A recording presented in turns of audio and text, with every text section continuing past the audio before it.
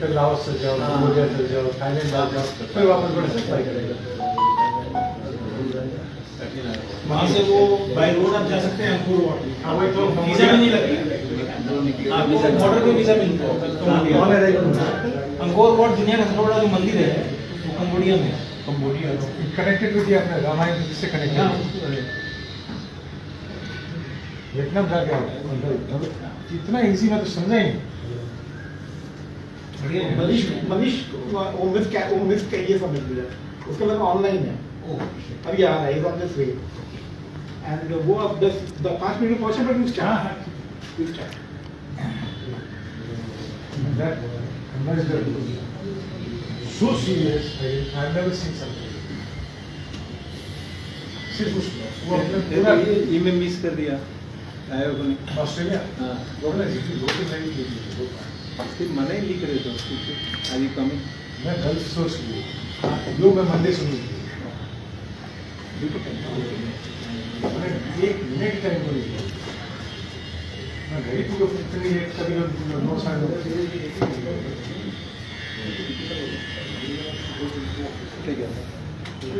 नहीं कल्याण नहीं हुई बेटी जो गाड़ी को नहीं गिरी बीच में आवाज छोटा में ले जाओ क्या करना बच्चा तो नहीं आ रहा है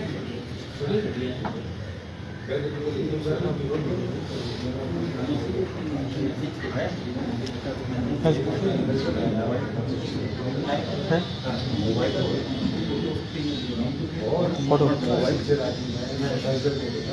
मोबाइल तो कौन है उड़ेगा जी।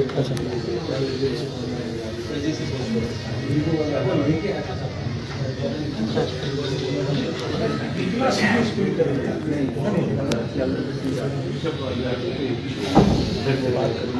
क्या समस्या था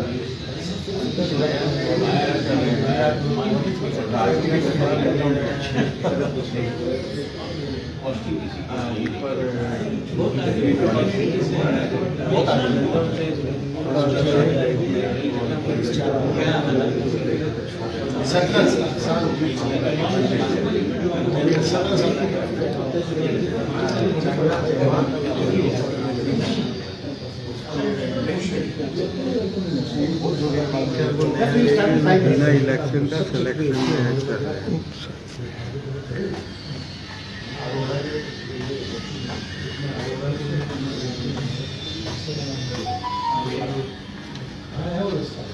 We'll be starting in 5 minutes. The session will be starting at exactly 5 minutes from now. So everyone can see the proceeding time. Between that, please scroll around.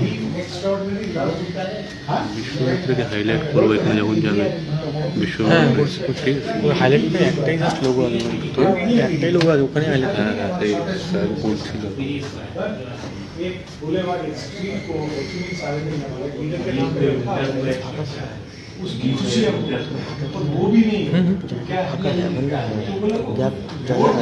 এখানে দুজন আসবেন তো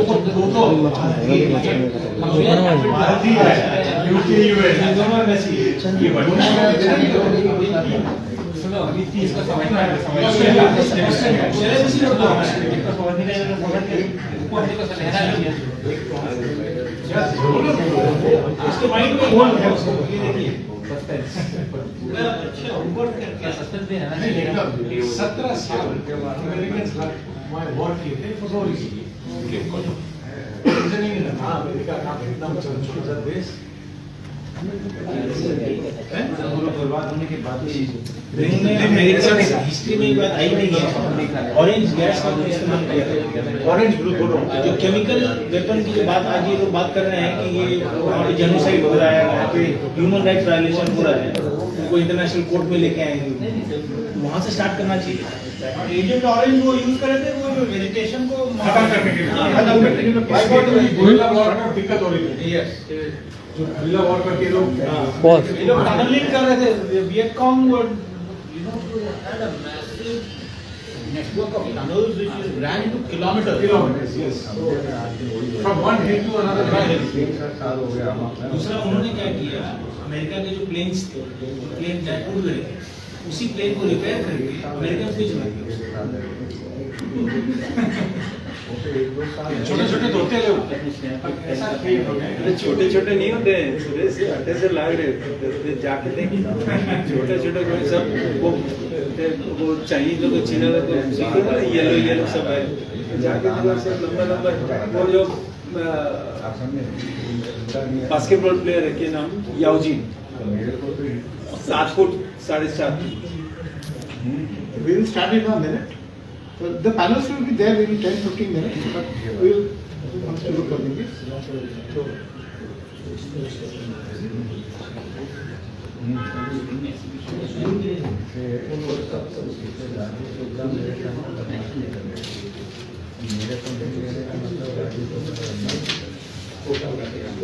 और अंदर अंदर वियतनाम में आप अंदर ट्रैवलिंग करेंगे ना, तो मतलब गांव में जाएंगे तो वो रियल फील आएगा आपको, रियल जो वहाँ का वियतनाम का जो कल्चरल हेरिटेज है। बुद्धिज्म बहुत स्ट्रांगली और वहाँ आपको वेजिटेरियन भी मिलेगा। वहाँ पे हिंदुइज्म का एक क्लैन अभी भी बाकी है, अभी भी वो अभी भी है, सब जगह मिलेगा। श्रीलंका, वियतनाम, थाईलैंड, क्या तो नाम उनका क्या क्लैन है हाँ जो 600 सालों से है। वो तो वो लोग वो सब लोग वो ब्रह्मा उपासक है, ब्रह्मा को मानते हैं।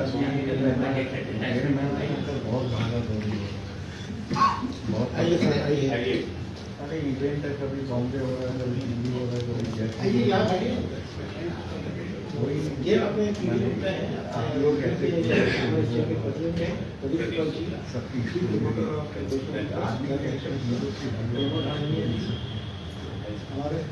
ये बहुत फास्ट डेवलपमेंट हो रहा है। तो चाइनीज बहुत ज्यादा रिपोर्ट कर दिया। चाइनीज में तो बहुत इन्वेस्टमेंट किया है।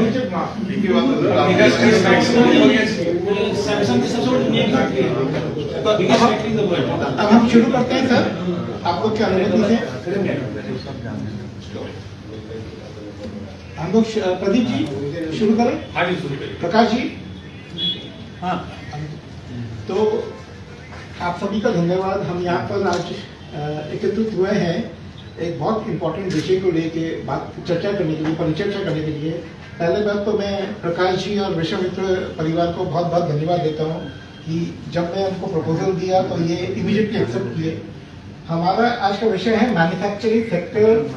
हम पश्चिम बंगाल में, हम लोग को पता है कि पश्चिम बंगाल एक टाइम में मैन्युफैक्चरिंग का हब बोला जाता था, बहुत बड़ा था, अभी भी है बहुत। सुरेश जी इनको और इसको विस्तार से डिस्कस करेंगे हम लोग इसको। तो आज हम इसको डिस्कस करने आ रहे हैं कि मैन्युफैक्चरिंग सेक्टर हमारे अपने प्रदेश के लिए, अपने स्टेट के लिए क्यों इतना इम्पोर्टेंट है, ये कि हम लोग को कौन से और ऊंची दिशा में ले जा सकता है, हमारे ग्रोथ को क्या और कितना इसको एक्सेलरेट कर सकता है। तो उसी को लेके हम आज डिस्कशन करेंगे। पहले बात तो है कि and I would like to thank Rotary Club of Central Kolkata, जिनको मैंने प्रपोजल दिया तो they accepted it and immediately mister PD उल्टा is here, he is the president of the club, mister Pramod Dhananjay the general secretary of the club, and immediately बढ़ावा मिलता है। And और आज मैं इंट्रोड्यूस पहले करवाने जा रहा हूँ Suresh Agarwal, who the moderator. Suresh ji का ऐसे तो सुरेश जी और मेरा परिचय बहुत पुराना है और मेरे छोटे भाई हैं, but otherwise we all know his capabilities as a businessman. He has scored so many of, मतलब बहुत कुछ अपने प्राप्ति है इनकी लाइफ में। बहुत संघर्ष करके उठे हुए आदमी हैं, जमीनी आदमी हैं, बहुत संघर्ष करके आगे बढ़े हैं। एंड रिएल्टर थे, फिर अपना बिजनेस था, मल्टीपल बिजनेस था, और आज के दिन में एक बहुत पैशनेट, मतलब मोर देन पैशनेट फार्मर हो गए। तो जिनको बंगला में बोलते चाची हो गए तो इनका पैशन तो अनब्रिल्ड है। और एक तो यहाँ ये भी बैठी है हमारे चेतन, अच्छा चाची है।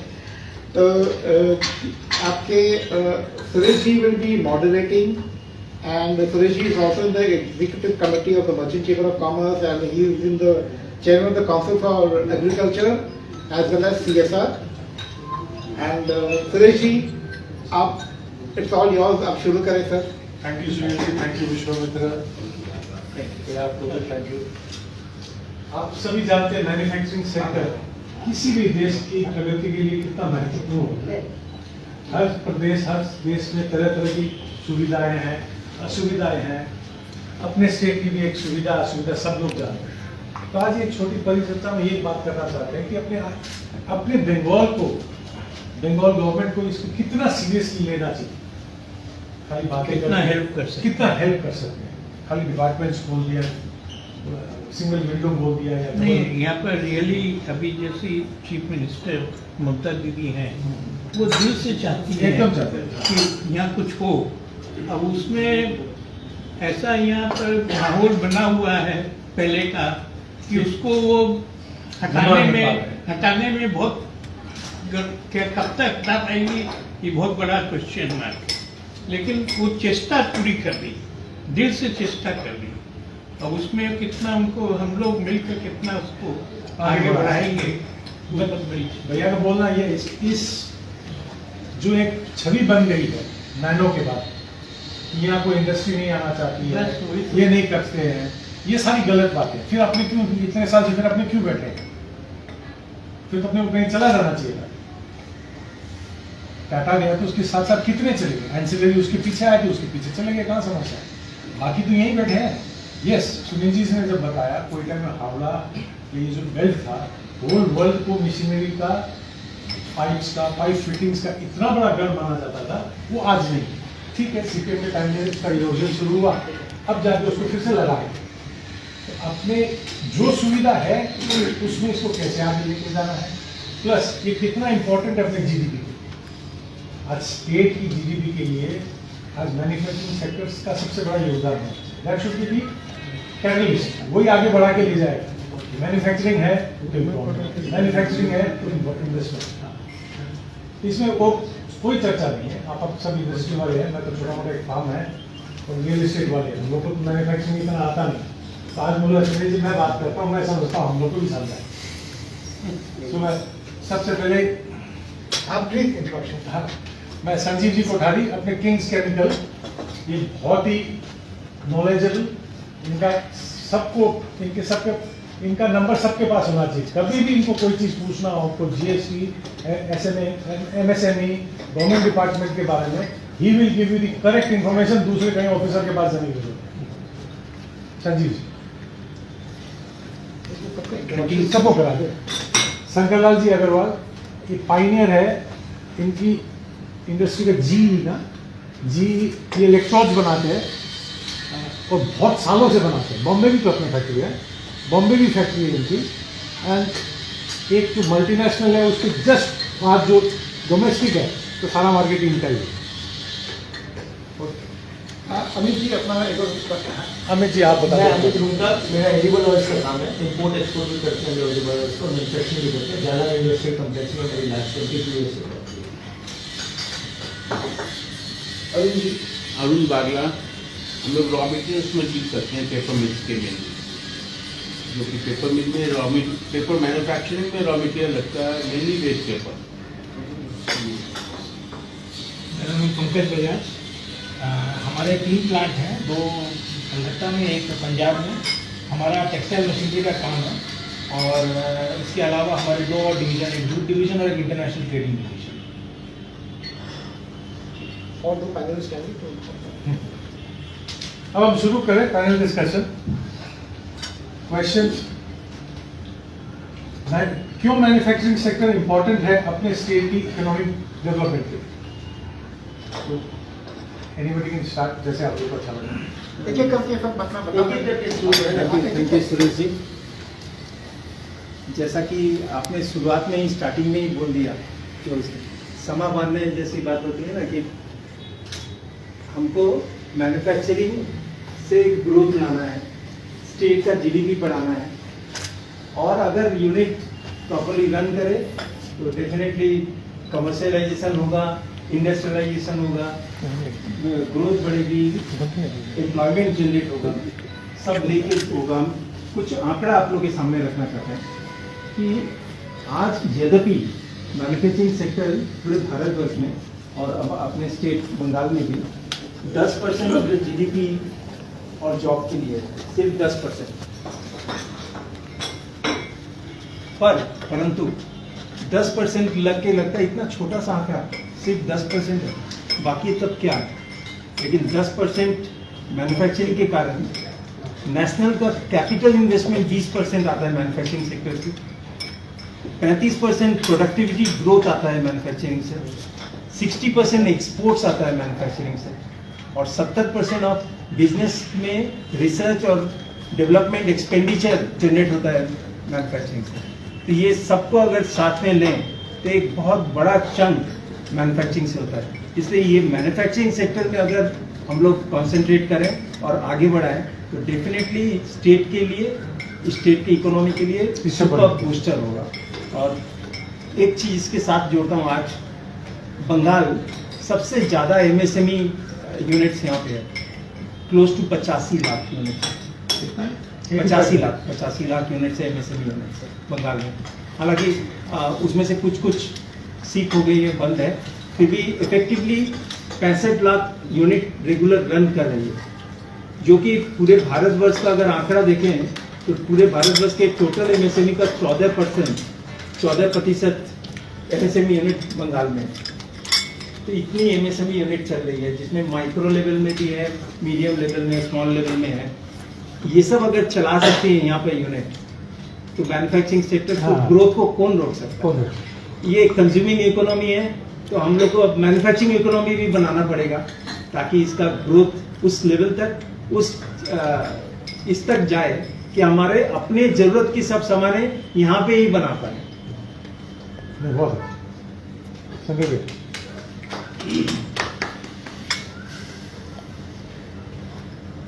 मैन्युफैक्चरिंग के लिए सबको पहले धन्यवाद प्रणाम करता हूँ। मैन्युफैक्चरिंग के लिए जैसे कहा जाता है कि भाई जड़ है हर चीज़ के लिए, right from employment to real estate also. लेकिन मेरे पास में इतने आंकड़े नहीं है जितने कोठारी जी के पास में हैं, मैं तो प्रिपेयर होकर भी नहीं आया ऐसा। लेकिन ये मैं बता सकता हूँ कि व्हाट चाइना हैज़ डन, ये परसेप्शन मैंने आज से 20 साल पहले भी किया था कि ये कोई स्टेट गवर्नमेंट का काम नहीं है, वैसे सेंट्रल गवर्नमेंट का काम है कि मैन्युफैक्चरिंग की ग्रोथ के लिए जैसे कितना रिस्क आप ले सकते हैं। आज एक मैन्युफैक्चरर अपनी यूनिट को बढ़ाने के लिए अपनी जो भी कैपिटल लगाता है और ऑनेस्टली उसको चलाने के लिए जितनी बड़ी रिस्क वो लेता है, वैसे ही देश को चलाने के लिए भी एक प्राइम मिनिस्टर के अंदर भी इंटरप्रेन्योरशिप आनी चाहिए, जो हम लोगों ने चाइना में देखी। और ये मैंने सन 2002 में ही बहुत अच्छे से हमारे जो भी संगठन की टीम थी उन लोगों को बताया था कि उनकी इतनी बड़ी ये इंटरप्रेन्योरशिप थ्योरी थी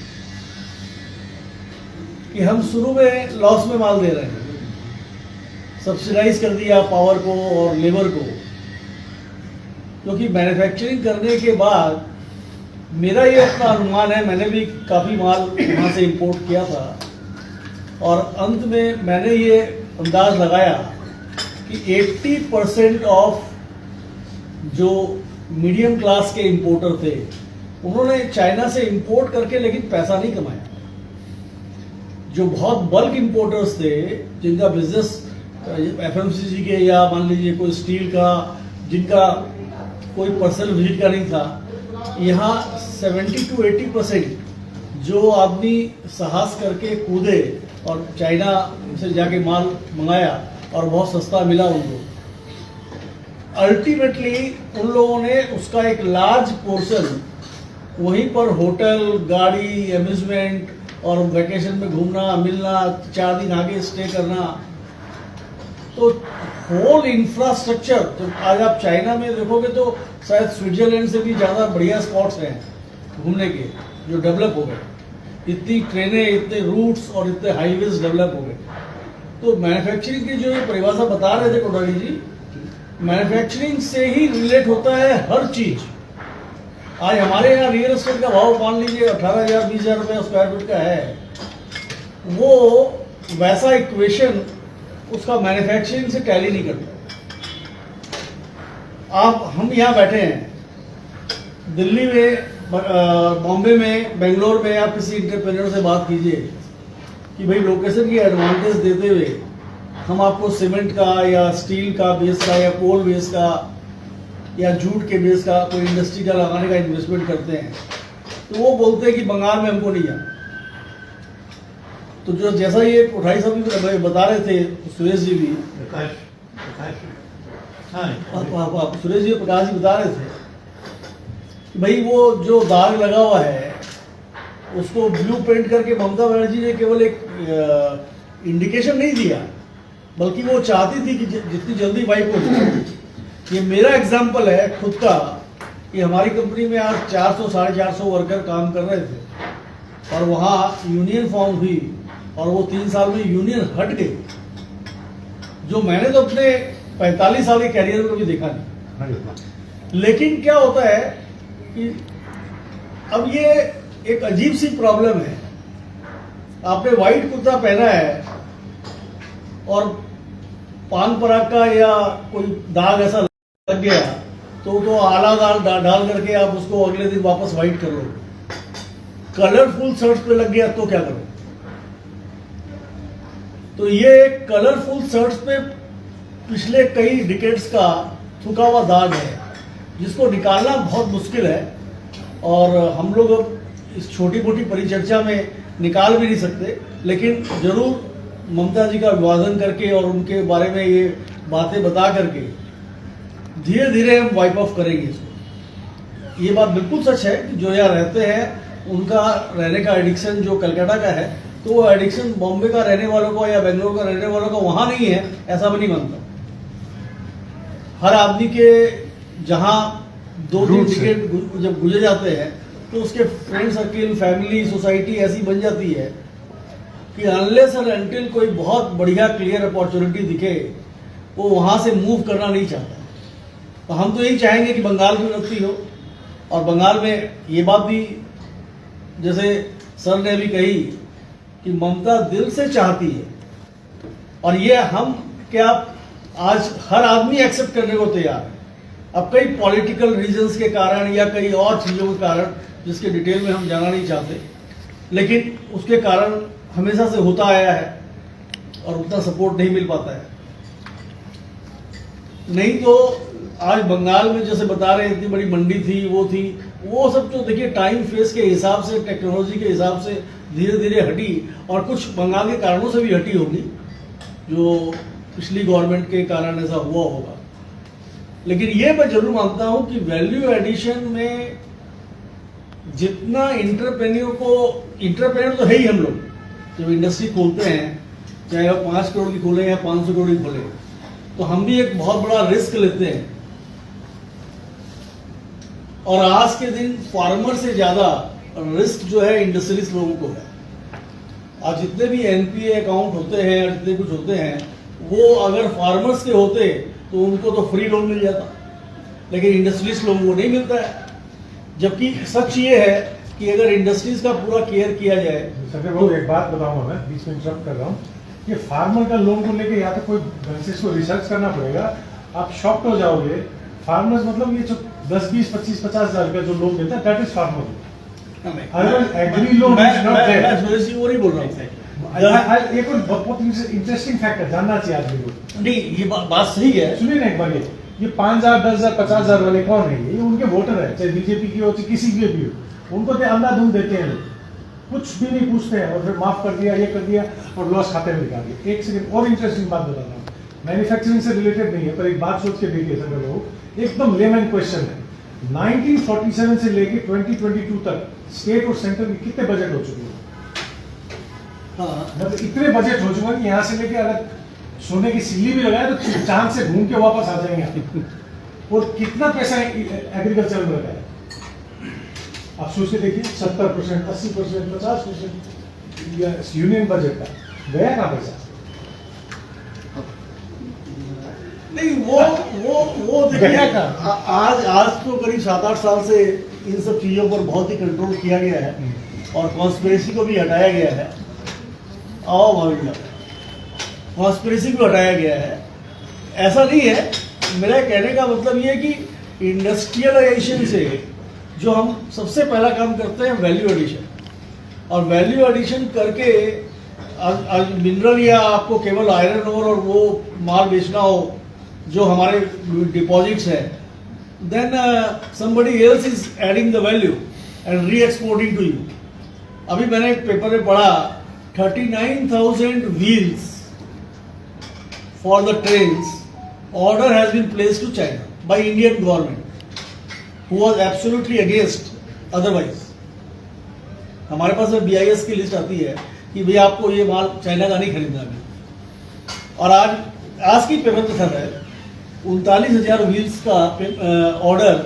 वो 39,000 व्हील्स में कोई टेक्नोलॉजी इन्वॉल्व नहीं है, इंडियन रेलवेज का है, डिजाइन आपके पास है and it's a very simple fabrication, और इसमें कहीं कुछ भी नहीं था, लेकिन अंत में इंडिया को चाइना को देना पड़ा क्योंकि उसके पास एक ऐसा बेस था कि भाई वो 2 महीने में, 3 महीने में, 4 महीने में डिलीवरी कर सकता है। वो डिलीवरी करने का हमारी इंडिया में कहीं पर भी किसी आदमी ने बीड़ा नहीं उठाया, क्योंकि इसमें अंबानी अडानी या बजाज बाटा कोई भी इंटरेस्ट नहीं लेगा। लो वैल्यू एडिशन है, हाई वॉल्यूम है, लेकिन वो सारा चीज आज भी, जबकि चाइना की जीडीपी डाउन है और वहां पर कई तरह की बातें चल रही हैं, और फिर भी आज चाइना को ही ऑर्डर प्लेस करना पड़ा। तो हमारे पास इंफ्रास्ट्रक्चर की भी कमी है, और बंगाल में स्ट्रैटेजिक लोकेशन का अगर देखा जाए तो मैं आपको बताऊं कि ये 2 घंटे की दूरी पर थाईलैंड, जो थाई एयरवेज है, वो किसी जमाने में एयर इंडिया के कोलैबोरेशन में बनी थी, और आज थाई एयरवेज कहाँ है और एयर इंडिया कहाँ है, जो कि अभी टाटा को लेनी नहीं, ज्योग्राफिकली बंगाल का जो पोजीशन है, the highest mountain, one of the world's unique mangroves, you've got such a beautiful river flowing, and there is no dearth of good. Yeah, ना तो soil में problem है, you've got lot of minerals, you've got coal, you've got iron ore, क्या नहीं है? No, one thing more, through Mr. Ambedkar, I would like to say कि the highlight अगर आप करें, आप चाइना देखें या दुबई देखें, जो भी देखें, तो केवल दुबई ने जैसे प्रोग्रेस की, and they had got nothing but the airport and the seaport, nothing. Seaport opened 24/7 365. Now it gives you a direct employment also 3 times. Confidence भी बढ़ जाता है। आज दिल्ली के जितने इंपोर्टर हैं वो बॉम्बे में जहाज मंगाते हैं या मद्रास में जहाज मंगाते हैं, कैलकाटा में नहीं मंगाते।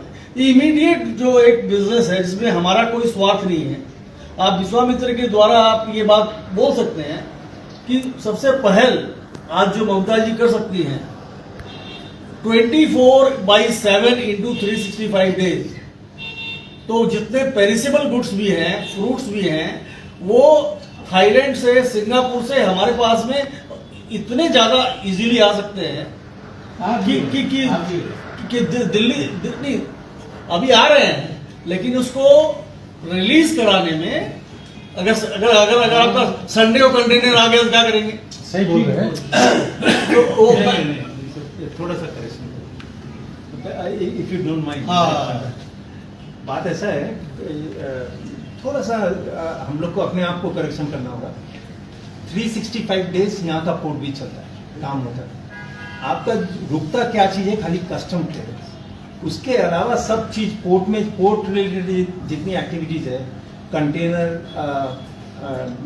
अनलोडिंग, कंटेनर डिस्टॉकिंग, वो सब कंटिन्यूस नहीं, 24 नहीं, if the message really goes, मैं जानता हूं कि बांग्लादेश में we are the largest exporter for the building fluxes and raw materials. हमको मालूम है बाई रोड ही उनको शूट करता है, और वहां तो ट्रकें खड़ी रहती है 15-15 दिन तक। एक एक डेढ़ महीना बता रहे, पॉलिटिकल रीजन नहीं है। नहीं बेसिक यही तो अपना आर्ग्यूमेंट है, डेटा ड्रिवन नहीं है, अपना बेसिक अभी नहीं, आप कुछ कुछ दिन आप पहले दो जगह अपने भटक रहे हैं। एक पोर्ट की बात कर रहे हैं, दूसरा लैंड पोर्ट की बात कर रहे हैं। दोनों में फर्क है। दोनों में भी होती होगी। हाँ। नहीं, सी पोर्ट की जो यहाँ पे जो एक जो यूनिक लोकेशन है, रिवरलाइन जो पोर्ट है, सी पोर्ट, जी हाँ। तो वो एक बहुत बड़ा ड्रॉबैक है। यहाँ से छोटा फीडर वेसल में सिंगापुर जाता है, मदर वेसल नहीं आ सकता। तो वो चीज जो ताजपुर पोर्ट जो बनने जा रहा है, हाँ। ये बहुत एक बड़ा एक गेम चेंजर है हमारे स्टेट के लिए, क्योंकि वो बड़े जहाज नहीं आ सकते, तो बड़ी लोडिंग यहाँ वाइबल नहीं है।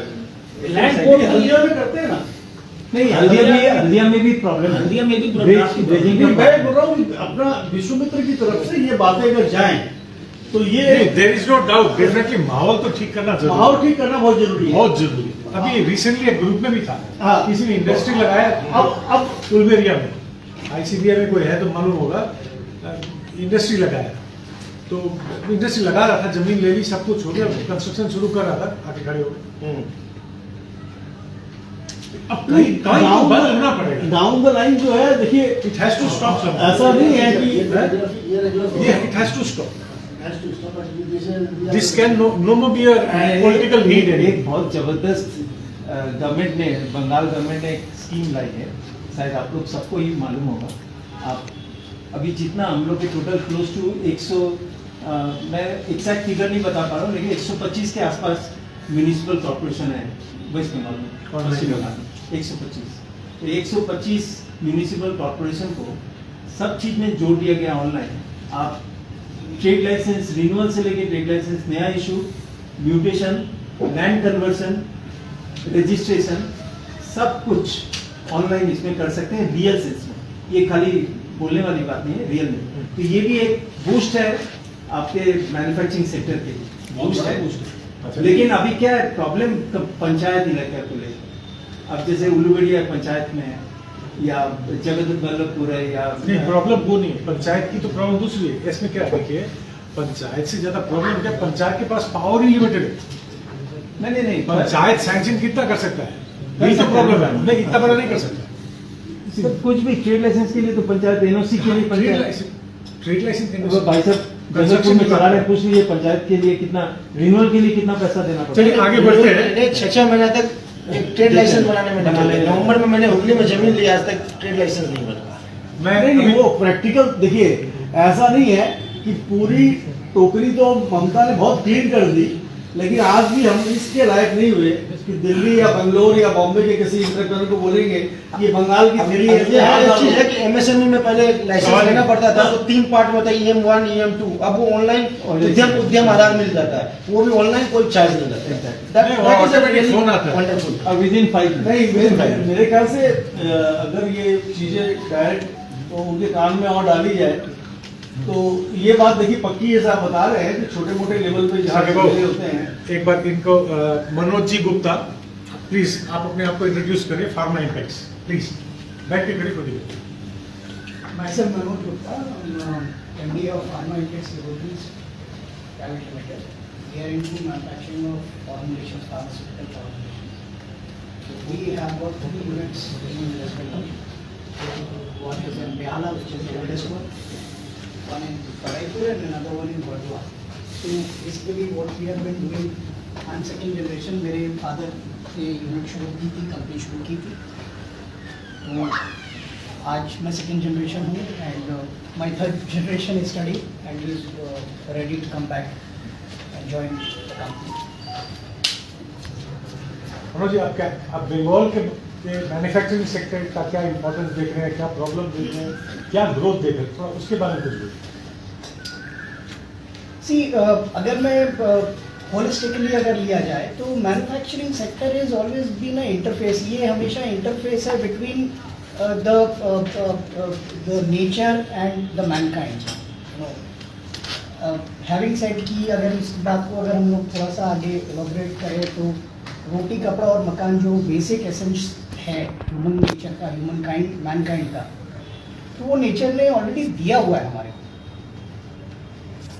बट एज इट इज़ हम वीट अगर बोले तो वीट तो हम खा नहीं सकते, हमें तो उसको प्रोसेस करना पड़ेगा to make roti.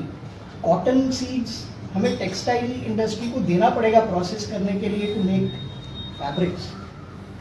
Similarly minerals है, केमिकल्स है, नेचुरली बहुत एबंडेंस में अवेलेबल है पूरे।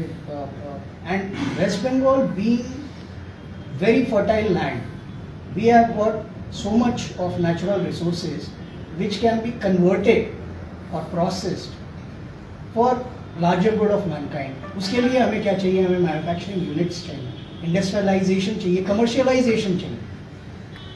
बट somehow you know, एक चीज़ गौर किया गया होगा कि वर्ल्ड के जो रिचेस्ट नेचुरल रिसोर्सेज में रिचेस्ट कंट्रीज हैं, they are one of the poorest one. Africa. And that is an amazing thing. What makes them poor, what makes West Bengal poor, I really don't know, because we have so much of natural resources. Agriculture mein, we have got such fertile land, we are one of the highest crop growth. But still we consider ourselves to be on the left out side, or हमेशा poor side में अपने को consider isolated, to be very frank. तो इस जगह पे हमारे को इंडस्ट्रियलाइजेशन के लिए बहुत सारी बूस्टअप चाहिए। किस लिए चाहिए? Because expenses are mounting. We are talking about per capita growth. What is development? What in terms of tangible terms, what is development? We need GDP growth, per capita growth. And how does it come? By industrialisation. Farmers can grow crops, but to process manufacturing units transportation, are required, so everything. that we can transform it into usable goods for the mankind. That is the idea. And since I am from pharma sector, मैं आप लोगों को बताना चाहूँगा कि सबको पता है कि इंडिया की सबसे पहली company, pharmaceutical company Bengal Chemicals is from Calcutta. And unfortunately we were the hub. हमारे पास ईस्टर्न इंडिया में we were the hub of pharmaceuticals, and today we are left with गिनती के 30 कंपनियां, units in West Bengal. How does it happen? थोड़ा सा हट के बताना चाहूँगा, not on the negative side, not complaining, but DIC की तरफ से मीटिंग्स वगैरह कॉल की गई है। ममता बनर्जी ने बहुत अच्छा इनिशिएटिव लिया है। सो हमारे रिप्रेजेंटेटिव गए थे तो उस मीटिंग में, तो there was a help desk जहाँ पे अगर आपकी कोई प्रॉब्लम है तो आप वहाँ पे रजिस्टर करा सकते हैं। I am sure most of us we must have visited. तो हमारे जो रिप्रेजेंटेटिव थे, जब वो गए वहाँ पे, बोले कि मैं फार्मा एसोसिएशन से आया हूँ। तो बोले फार्मर एसोसिएशन? बोले नहीं, मैं फार्मा एसोसिएशन। बोला अच्छा, ऐसा भी कोई एसोसिएशन होता है? That is the kind of negligence we are talking about. And I would have been very happy कि वो फार्मर का जो वो वेवर मिलता है वो हम फार्मा वालों को भी मिल जाए तो we will be glad. But ऐसा नहीं है। So what I am trying to say is कि फार्मास्यूटिकल इंडस्ट्री को अगर एज अ देखें तो we have skilled unskilled professionals over here. We can really grow on this sector and we can do wonders, because we are today we are the third largest in terms of volume. अगर हम देखें पूरे world में third largest volume pharmaceuticals India बनाती है। And in terms of value we are the 14th। आज India की total supply 42 billion है यूएसडी में। 80% and above raw materials and chemicals are coming from China. I'm being very conservative. It's more than 95 actually. That is coming from China. On the pharma. Yes. Yeah, APIs. API is a very big term. We are talking about key starting material.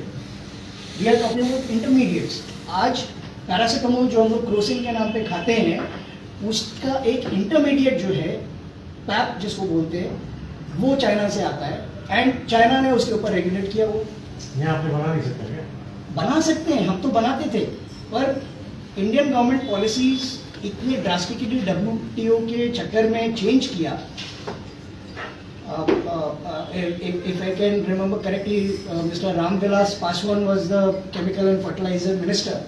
So his stand was कि अगर China से raw material सस्ता अगर आता है तो हम अपनी मास पॉपुलेशन को क्यों ना दें? Why our mass population should not be enjoying the benefits? But एक चीज़ मिस कर गए हम लोग कि मास पॉपुलेशन को तो एक्चुअली फॉर्मुलेशन चीप में मिल ही नहीं रहा, बिकॉज जो भी प्राइस में कमी हुई वो या तो मैन्युफैक्चरर्स ने यूज़ किया, या मार्केटिंग टूल्स वालों ने यूज़ किया, या डॉक्टर्स ने यूज़ किया। तो पेशेंट बेचारा तो उतना ही पे करता है। Thank you, Manoj ji. I would request Pankaj ji to talk about manufacturing sector, its importance और इसकी क्या खामियां हैं, आगे आप क्या रास्ता देख रहे हैं, कैसा लग रहा है आपको? तो हार्डकोर मैन्युफैक्चर है। तो एक जो कोर जो हमारा जो प्रश्न आपका जो है ये कि मैन्युफैक्चरिंग का क्या, हमें क्या ज़रूरी है, मैन्युफैक्चरिंग इंपॉर्टेंस क्या है उसका? तो इसमें दो बातें हैं कि उस राज्य के, प्रदेश के संसाधन का इस्तेमाल और उसके कुशल कारीगरों का इस्तेमाल, वो आप मैन्युफैक्चरिंग से ही कर सकते हैं। वो उनके जो लोकल रिसोर्सेज हैं, आप लोगों ने कहा कि हमारे यहाँ के बहुत कुछ रिसोर्सेज हैं, लेकिन एक चीज़ हम लोगों को बहुत समझनी ज़रूरी है कि मैन्युफैक्चरिंग जो 15 साल पहले थी वो आज नहीं है। पहले 15 साल पहले एक आटे की चक्की का एग्जांपल अगर आप लेते हैं, एक आटे की चक्की आप लगाते हैं अगर, तो आपको वैल्यू एडिशन 2 रुपये केजी का उसमें मिलेगा। आज आप मैन्युफैक्चरिंग की बात आप सोचेंगे तो आप 2 रुपये केजी के आटे की चक्की की बात आप नहीं सोच सकते। आपको ये सोचना है कि आपको उसको कस्टमर ओरिएंटेशन लाना सबसे ज़रूरी है। सिर्फ मैन्युफैक्चरिंग हम अगर करेंगे, वैल्यू एडिशन नहीं करेंगे, तो हम क्या मैन्युफैक्चरिंग कर पाएंगे? हम पैकेजिंग कैसे इंप्रूव कर सकते हैं, हम ब्रांडिंग कैसे कर सकते हैं? आज अगर आप खाली आटा पीसेंगे, आप ये नहीं समझेंगे कि कस्टमर को अगर 10 अलग अलग वैरायटी का आटा चाहिए या ब्लेंडेड उसको अगर चाहिए, तो वो चीज़ें हमें समझना बहुत ज़रूरी है। तो हमें ये चीज़ें हमें हर जगह से लानी है हमारे स्टेट में, कि यहाँ के जो उद्योगपति हैं, यहाँ के जो एंटरप्रेन्योर्स हैं, उनको हम ये चीज़ें कैसे सिखा पाएँ। अब जैसे मैं इंजीनियरिंग इंडस्ट्री से हूँ, अब हमारी इंडस्ट्री में स्मॉल स्केल इंडस्ट्री डिज़ाइन का एक बहुत बड़ा इम्पोर्टेंस है। आज वो सेम जो प्रोडक्ट है वो अगर ब्रांडेड हो जाता है या उसका डिज़ाइन इंप्रूव हो जाता है उस चीज़ का, आप इंजीनियरिंग से आप समझते होंगे इस चीज़ को, तो उसकी वैल्यू कितनी बढ़ जाती है। डिज़ाइन के लिए आपको डिज़ाइनिंग स्किल्स चाहिए, आपको सॉफ्टवेयर चाहिए, आपको डिज़ाइनर्स चाहिए, जो स्मॉल स्केल इंडस्ट्री नहीं अफोर्ड कर सकती। ये चीज़ें हम कैसे ला सकते हैं, ये चीज़ें हमें सीखना बहुत ज़रूरी है। मैन्युफैक्चरिंग सेक्टर हमारे प्रदेश में बहुत ज़्यादा पोटेंशियल है। हिस्टोरिकली लोकेशन, हमारे यहाँ के जो रिसोर्सेज हैं, अभी जैसे हमारे आपने नदियों के बारे में बात करी। अब हमारा एक ऐसा यूनिक एक प्रदेश है जहाँ पे नदी भी है और समुद्र भी है, और दोनों बड़े हैं। आज एक पीसी कल्चर की जो इंडस्ट्री होती है, जो मत्स्य फार्मिंग या मछली की जो उसको बोलते हैं, हम लोग वियतनाम की बात अभी कर रहे हैं, वो पूरा देश जो है पीसी कल्चर में चलता है। वो एक ऐसी इतनी बड़ी इंडस्ट्री है हमारे यहाँ की, जिसकी कंजम्पशन बढ़ने वाली है। असंगठित से संगठित में आ रही है वो इंडस्ट्री, स्मॉल स्केल से लार्ज स्केल में आ रही है। हमारे पास फ्रेश वाटर है, हमारे पास समुंदर है। इस तरह की चीज़ों को हमको बढ़ाना है। हमारे पास वैल्यू एडिशन है। इस तरह की चीज़ों को हमको समझना है। हमारे यहाँ पे ऐसी चीज़ें हैं, क्या हमारे यहाँ संसाधन है, क्या कारीगर हैं हमारे यहाँ, जिनको हम बढ़ा सकते हैं। और मेटल सेक्टर की बात अगर करें, हमारे यहाँ सारे मेटल्स के अवेलेबल जो उत्पादक है, जो उसकी जो कन्वर्जन का जो कॉस्ट है, हमारे पूरे देश में सबसे लोएस्ट है। लेकिन अगर हम मेटल सेक्टर में अगर रहेंगे, हम सिर्फ बेसिक मेटल के लेवल में रह जाएंगे तो हम आगे नहीं बढ़ सकते। आज स्टील प्लांट है या एल्यूमिनियम स्मेल्टर है, उसका एक लिमिटेड कन्वर्जन कॉस्ट है, उसको वही मिलने वाला है, उससे ज़्यादा नहीं मिल सकता। उसको आगे बढ़ना है, उसको वैल्यू एडिशन में जाना है, उसके लिए उसको टेक्नोलॉजी चाहिए, उसके लिए उसको पैकेजिंग चाहिए। ये हम कैसे ला सकते हैं? तो स्टेट गवर्नमेंट या हमारे सरकार का सिर्फ ये काम नहीं है कि लैंड दे या बैंक फाइनेंस दे या ईज ऑफ डूइंग बिजनेस, ये सब जरूरी है ज़रूर, लेकिन इसके बारे में सोचना बहुत ज़रूरी है कि हम कैसे हमारे एंटरप्रेन्योर्स को नए आइडियाज दें। जो चीज़ उसके पास नहीं है, उसके पास ब्रांड नहीं है, उसके पास ब्रांड को रजिस्टर कराने की उसके पास कैपेसिटी नहीं है, उसके पास ट्रेडमार्क नहीं है, उसके पास डिजाइन स्किल नहीं है, उसके पास R&D करने की कैपेसिटी नहीं है। तो जब तक हम ये चीजें नहीं करेंगे, अभी आज का जो जमाना है, सर्विस को आपको marriage of service and manufacturing, service में भी मैन्युफैक्चरिंग है और मैन्युफैक्चरिंग में भी सर्विस है। प्योर सर्विस ना सर्विस है ना मैन्युफैक्चरिंग है। तो हमें उसके बारे में सोचना है और उसके आइडियाज हमारी सरकार को देने हैं। हमारी अपनी इंडस्ट्री में भी हमें इसके बारे में सोचना है। हमें ये समझना है कि हमारे यहाँ क्या है। सब कुछ हम कर नहीं सकते, हमें करने की कोशिश भी नहीं करनी चाहिए। ये भी कर लेंगे, वो भी कर लेंगे। जो सेक्टर जो असंगठित से संगठित की तरफ जा रहे हैं, लास्ट 4-5 सालों में बहुत ज़्यादा फॉर्मलाइजेशन हुआ इकोनॉमी का हमारे देश में। तो फॉर्मल जो सेक्टर्स हो रहे हैं, कौन से सेक्टर्स फॉर्मल हो रहे हैं, उसमें बहुत ज़्यादा और बहुत ही तेज़ी के साथ मैन्युफैक्चरिंग की स्कोप है। आप समझिए कि फर्नीचर सेक्टर, अपने घर में पहले लकड़ी के अपने फर्नीचर बनाते थे।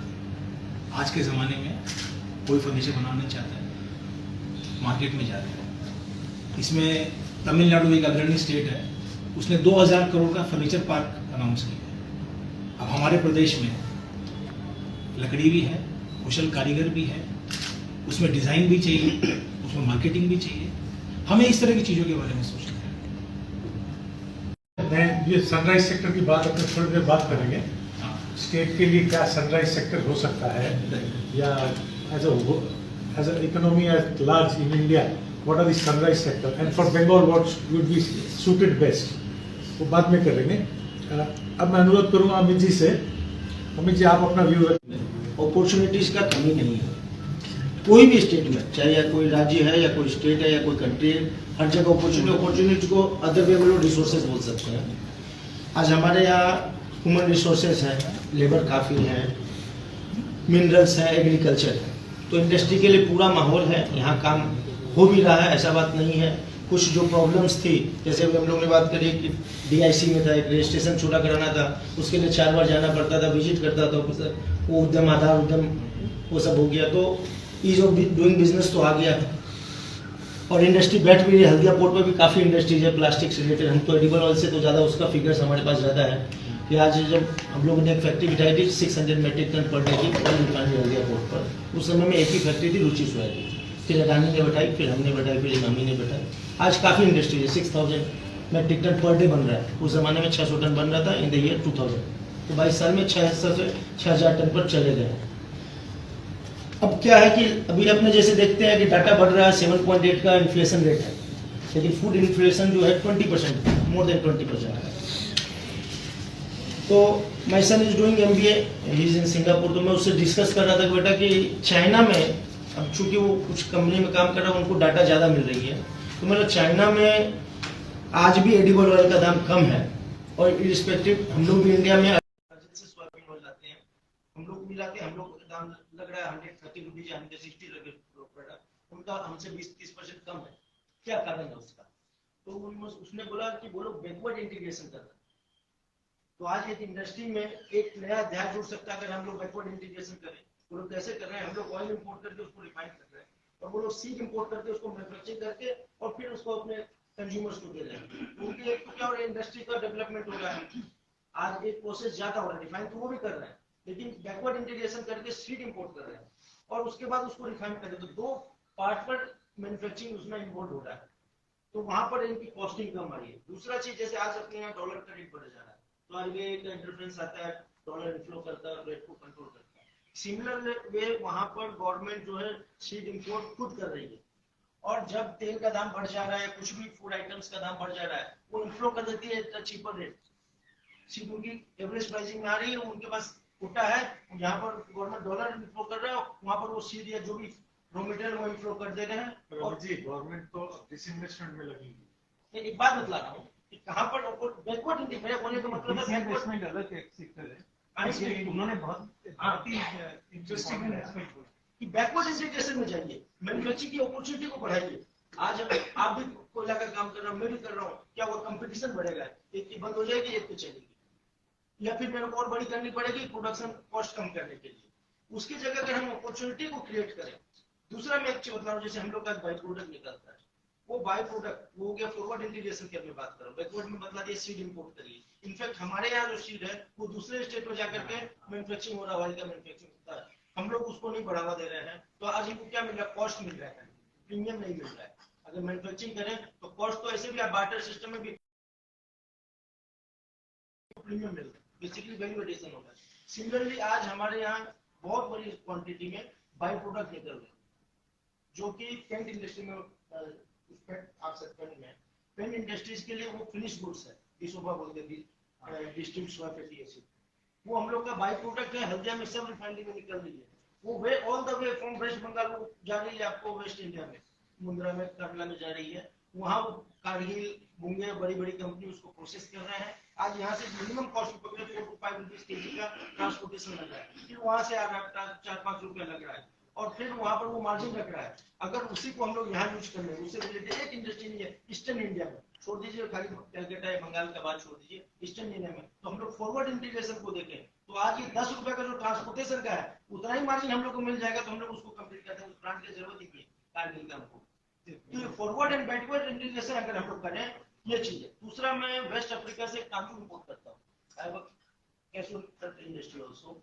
आज हम लोग के यहाँ देखिए, उन्होंने बोला 365 डेज पोर्ट चलता है, लेकिन हमारे यहाँ प्रोसेस में अभी भी कमी है, बहुत टाइम लगता है कस्टम क्लियरेंस में। अपार्ट फ्रॉम दैट, आज वही काजू मैं विशाखापट्टनम पोर्ट में इंपोर्ट करता हूँ, तो फूड सेफ्टी उसको का क्लियरेंस नहीं लेना पड़ता है, बिकॉज वो डायरेक्ट ह्यूमन कंजम्पशन पे नहीं जाएगा। और हम अगर उसको कलकत्ता पोर्ट में कर रहे हैं तो फूड सेफ्टी का क्लियरेंस लेना पड़ता है, और वो 10 दिन लगता है। पेरिसेबल कार्गो आधा टाइम में खराब हो जाता है, तो वो बोलते वो बैक टू पवेलियन, और वो हमको विशाखापट्टनम में इंपोर्ट करके 24 आवर्स में क्लियरेंस लेकर के, और मैं कलकत्ता लिया था, ट्रांसपोर्टेशन भी देना पड़ता, तो भी सस्ता पड़ता है। जो बेसिक नियम नहीं है, बंगाल में और एक पोर्ट है, वहां पर 2 जगह ही फूड सेफ्टी में तो सेंटर का मैटर सब जगह एक होगा। सेंट्रल, आप सेंट्रल का मैटर की बात कर रहे हैं। एक और मैं आउट ऑफ वे आपसे बात कर रहा हूँ, बांग्लादेश से गुड्स आते हैं साफ्टा के अंडर में, जिसमें की ड्यूटी 0 है। 2 प्रोडक्ट ऐसे हैं एडिबल ऑयल के, जो कि त्रिपुरा बॉर्डर से अगर आते हैं तो साफ्टा को एक्सेप्ट करते हैं, वेस्ट बंगाल बॉर्डर में अगर आते हैं तो उसको साफ्टा में एक्सेप्ट नहीं करते हैं। और ये क्वेश्चन मैंने निर्मला सीतारमण जी के सामने 2020 में ग्रैंड होटल में उठाया था। तो नेक्स्ट डे मेरे को रेवेन्यू डिपार्टमेंट ने बुला करके बोला कि आपको यहाँ काम करना है ना, जो जैसे चल रहा है चलने दीजिए। निर्मला सीतारमण जी बजट के लिए आई थी, बजट के ऊपर में उन्होंने देने के लिए ग्रैंड होटल में 2020 ये क्वेश्चन मैंने उनको सामने उठाया कि we are part of India और we are apart from outside India. Tripura जो है वहां पर आ रहा है, आसाम में आ रहा है तो उस साफ्टा को एक्सेप्ट कर रहे हैं, बंगाल में आ रहा है तो साफ्टा नहीं एक्सेप्ट कर रहे हैं, जबकि वो इंजेनरिंग साफ्टा है। मैं बोल रहा हूँ, मैं ऐसा पेपर में नहीं हूँ, वो गलत साफ्टा, वो दूसरे ओरिजिन का प्रोडक्ट है, बांग्लादेश में इंपोर्ट होता है, पैकिंग होता है, आ रहा है।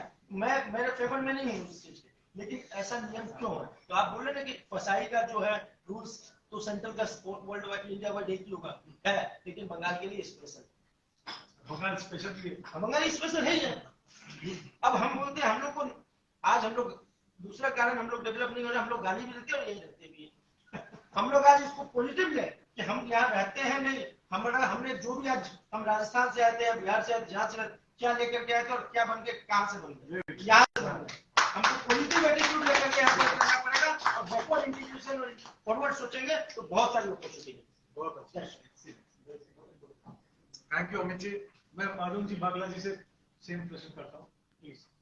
ऐसा है जी कि इंडस्ट्री की बहुत बड़ी अहमियत है सारी चीज के अंदर, लेकिन मेरे हिसाब से यहाँ पे कल्चर का बहुत बड़ा अभाव है।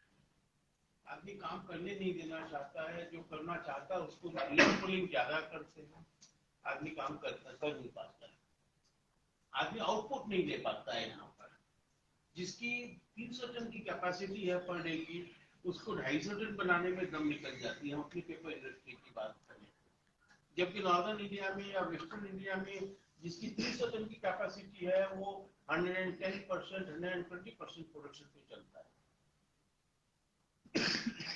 प्लस आज नॉर्दर्न इंडिया वेस्टर्न इंडिया से फिनिश पेपर्स ला करके ईस्टर्न इंडिया में आदमी बेच के निकल जाता है। यहाँ के लोग मैन्युफैक्चरिंग करके भी उसको कॉम्पीट नहीं कर पाते। इसमें थोड़ा दोस्त क्लाइमेट का भी। ये क्लाइमेट का नहीं, कॉन्सेप्ट का दोष ज्यादा है।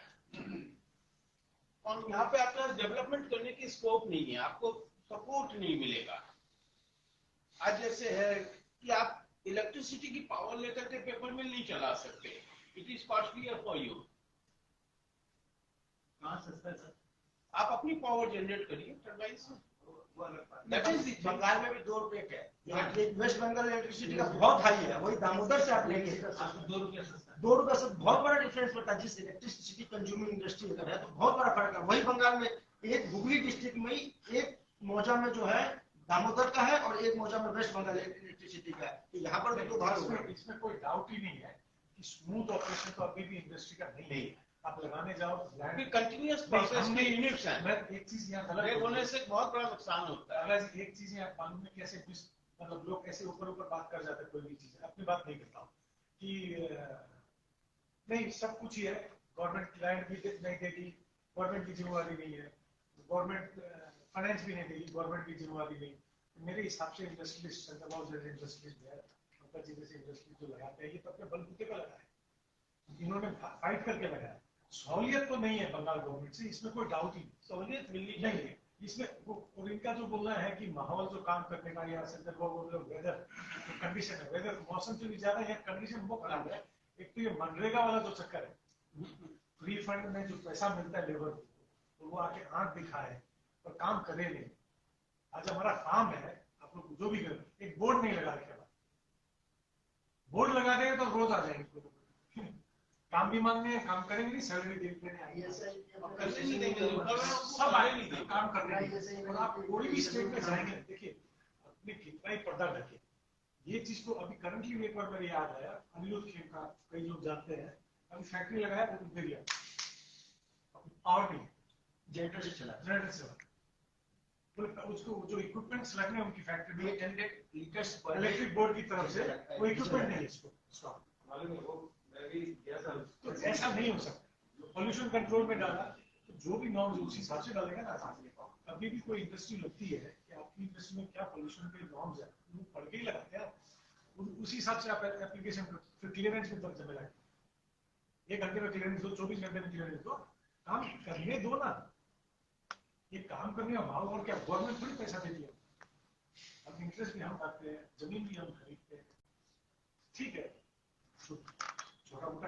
इसका मतलब ये कि लिखा ये जाए कि सिंगल विंडो का जो क्लियरेंस है वो तो है, अब एक सिंगल विंडो और बने जीरो डिस्टर्बेंस, जिसमें उसको जो डिस्टर्बेंस है वो वो बस इसको लिखे और कोई भी पॉलिटिकल इन्फ्लुएंस से भय नहीं पाए, बिना भय पाए वो लिखे। क्योंकि देखिए इसमें कई चीजें ऐसी भी होती है जो कि राइट सोर्स पे या ममता जी को या राजीव सिन्हा जी को मान लीजिए मालूम नहीं है, वो खबर भी नहीं है। देखिए ऐसा मानना भी गलत है, खबर मालूम तो है, इनको ये- सभी रहता है। खबर ये इसमें एक बात पूछिए, एक बात मुझे ये बोलनी है कि स्टेट लेवल की जो प्रॉब्लम है हमारी, इसको हम लोगों को जरूर इसको हम लोगों को सरकार में सही जगह पहुंचा के हमें उसको ठीक करवाना है, लेकिन हर वक्त उसके बारे में सोचते रहना उससे कुछ नहीं होने वाला है। हर जगह की अपनी प्रॉब्लम है।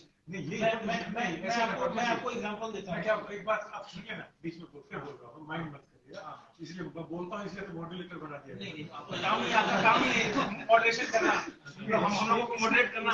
प्रॉब्लम क्या है, आप किसी बॉम्बे में किसी इंडस्ट्रीज को खोलेंगे तो दुर्गा पूजा का चंदा लेने आया है या मीटर दे आया है तो वो सप्लाई करेगा, उसका समझ में ही नहीं आता है क्या है। वो बात आपकी सही है, वहाँ गणेश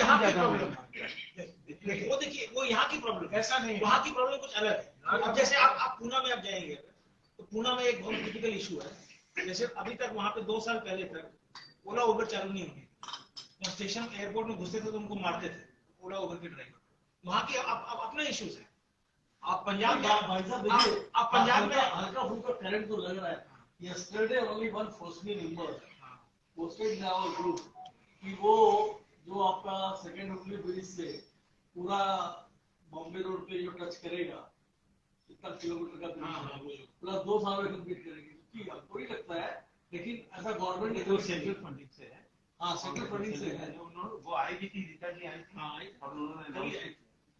अब 2 साल में बोले कंप्लीट करेंगे। अब सोचो भाई साहब, वो जो दुलागढ़ का एरिया, जो बॉम्बे रोड का एरिया है, ट्रांसफॉर्मेशन हो जाएगा। और ट्रांसफॉर्मेशन क्या मतलब आप जाने में ही 40 मिनट लगेगा। आप अगर पंजाब में जाएंगे ना, आप लुधियाना में जाएंगे, इतनी बड़ी इंडस्ट्रियल जगह है, वहाँ का इंफ्रास्ट्रक्चर आप देखेंगे ना, आप बोलेंगे इससे खराब कुछ नहीं हो सकता।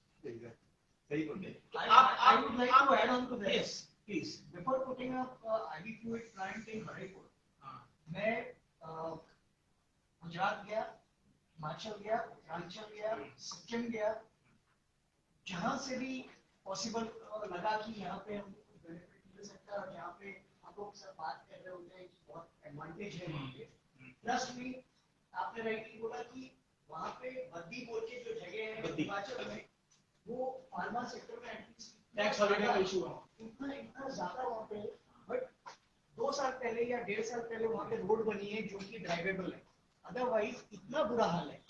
और कोई भी ट्रक हिमाचल जाती है तो वाया पंजाब जाना पड़ता है, आती है तो वाया पंजाब आना पड़ता है, वहाँ पे हफ्ता देना पड़ता है हर एक गाड़ी को। भाई साहब लोग वहाँ टैक्स के लिए गए, तो क्या उपाय है उसका? हम माय पॉइंट इज कोई भी स्टेट में कहीं ना कहीं कुछ ना कुछ मैं लेके आपसे आते agree करता हैं, हूँ। एंड लास्ट में वो रियलाइज करके वापस आके वेस्ट हम परसेप्शन हमको मार रहा है, परसेप्शन हमको मार एक चीज मेरे को आप बताइए, आप ये एक बात बताइए, मैं अगेंस्ट हूँ आपके, करिए ना, अगेन जो आर्गुमेंट आर्गुमेंट पे।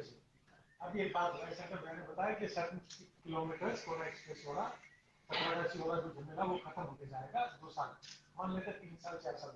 जब ये आग पहले फूटी हुई थी, यहाँ जितने इंटेलेक्चुअल बैठते हैं बंगाल में, उनको आज तक नहीं दिखा था ये रास्ता, इतना बड़ा ट्रैफिक वो सेंट्रल सब्जेक्ट है वो, नहीं ऐसा है, एमसीसी की मीटिंग में वो आई थी ना वंदना यादव, तो वंदना यादव के सामने एक पॉइंट रखा गया था, तो वो बोली हमारे पास तो फंड है नहीं, उस समय तक सेंट्रल गवर्नमेंट का पता नहीं कुछ आया नहीं होगा। और एक और फंड की बात बोले तो और एक बहुत तकलीफ वाली चीज है, अभी गाड़ी खड़ी है तो फोटो खींच के आपका फाइन, आप 40 की स्पीड में तब भी फाइन आ रहा होगा सबके फाइन।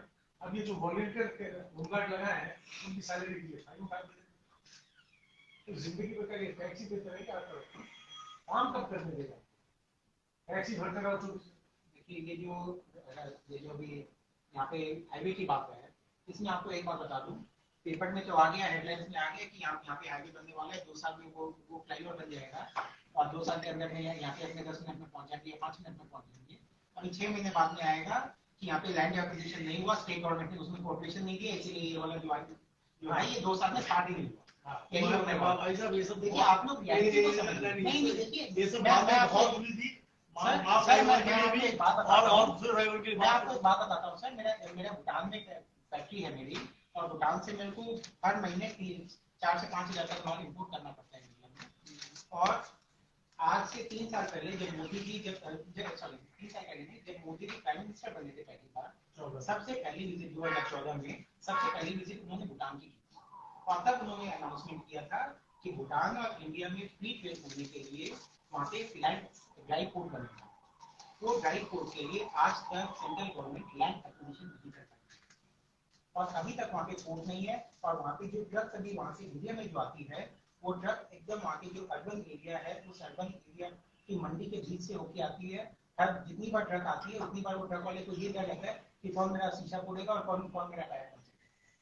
तो आज के दिन में देखिए, मैं किसी भी पॉलिटिकल पार्टी के फॉर या अगेंस्ट नहीं, लेकिन आज ये बात हम लोगों को माननी पड़ेगी, बंगाल में क्या हो रहा है।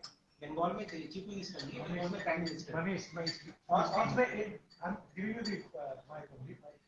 You can speak. I'd like to introduce Manish Goyal, JK Photograph, paint manufacturer. अब आप शुरू बोलिए। पहले आपके बारे में बताइए।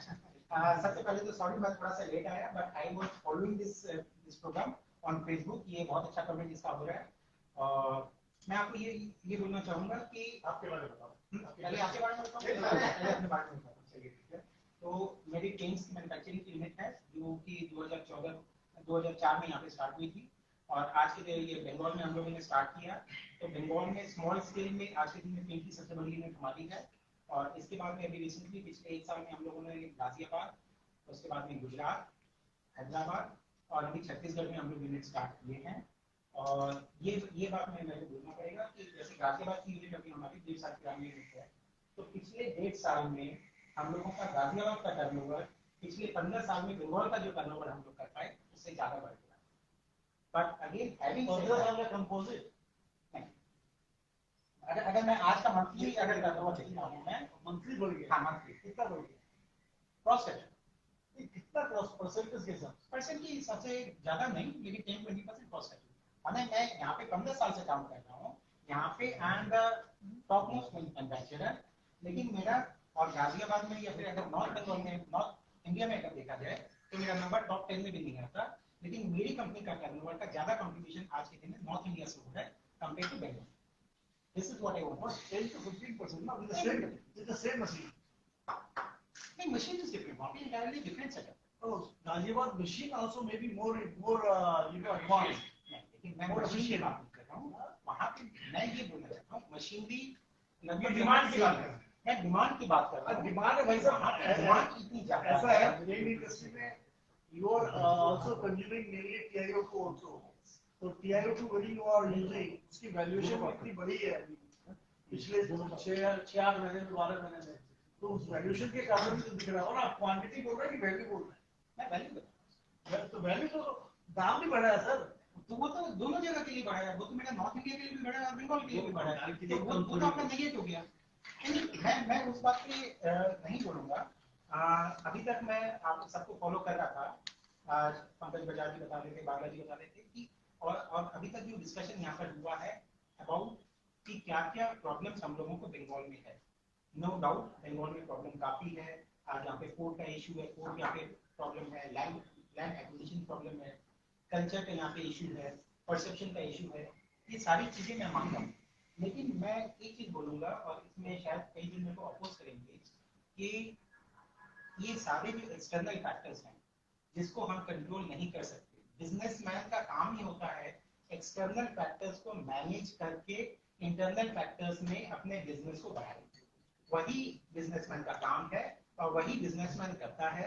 आज के दिन में मेरे को ये आज बंगाल से बिरलास निकले, बंगाल से मित्तल निकले, तो क्यों नहीं हम लोग भी जो एक्सटर्नल फैक्टर्स है, जो लिमिटिंग फैक्टर्स है, आज के दिन में अपॉर्चुनिटी है। पूरी दुनिया इस बात को जान चुकी है कि सिर्फ चाइना से मैन्युफैक्चरिंग करवाने से नहीं चलेगा।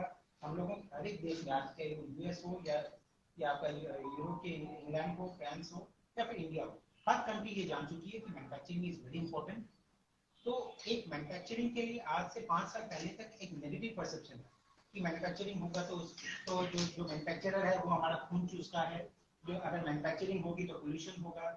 आज के दिन में मैन्युफैक्चरर के लिए या बिजनेसमैन के लिए एक पॉजिटिव सेंटीमेंट सब जगह में है और उसका कुछ इफेक्ट बंगाल में भी आ रहा है। तो I think next 10 to 15 years is going to be the golden period for manufacturing, चाहे वो इंडिया हो चाहे वो बंगाल हो, हर जगह में होगा। और हम लोगों को as a manufacturer, as a businessman इस अपॉर्चुनिटी को सीज करने की जरूरत है। हाँ, प्रॉब्लम्स काफी है, प्रॉब्लम की अगर अपनी बात करेंगे तो आज से कल हो जाएगी, एक दिन हो जाएगा, वो प्रॉब्लम की जो लिस्ट है वो खत्म नहीं होगी। लेकिन मेरे को ये लगता है कि जरूरत इस बात की है कि इन सारी प्रॉब्लमों को मैनेज करके, इन सारी प्रॉब्लमों के बाद भी हम लोग इसमें आगे बढ़े और opportunities for the right person, there ample opportunity. And इसमें मैं एक चीज और बोलना चाहूंगा कि ये जो विश्व मित्र ने और सुनील जी ने जो इनिशिएटिव लिया है, this initiative is a very good initiative. मैं ये बोलूंगा कि हम लोग यहाँ पे बैठ के जो प्रेजेंट गवर्नमेंट है उस गवर्नमेंट की हम लोग बुराई करते हैं, उस गवर्नमेंट ने ये नहीं किया, वो नहीं किया। और मैं बहुत ज्यादा सोशली एक्टिव भी नहीं हूँ, लेकिन मैं नहीं जानता हूँ कि आज कितने हिंदी भाषी लोग, मीडियम लेवल के इंडस्ट्रीज, कितने जन अपने डेलीगेशन को लेके हमारे पीएम के पास में, हमारे जैसे इंडस्ट्री सेक्रेटरी उनके पास में जाते हैं। आज लोग हेल्प करना चाहते हैं। शायद देखिए वो भी इंसान है, शायद उनको भी नहीं पता कि कहाँ से हेल्प करें। अगर हम लोग ये सोचे कि वो सर्वे सर्वा है और वो लोग सब कुछ जानते हैं, मेरे हिसाब से ठीक है, कुछ हद तक वो होगा, लेकिन फिर भी अगर हम लोग लेके जाएंगे, अगर हम अपनी प्रॉब्लम को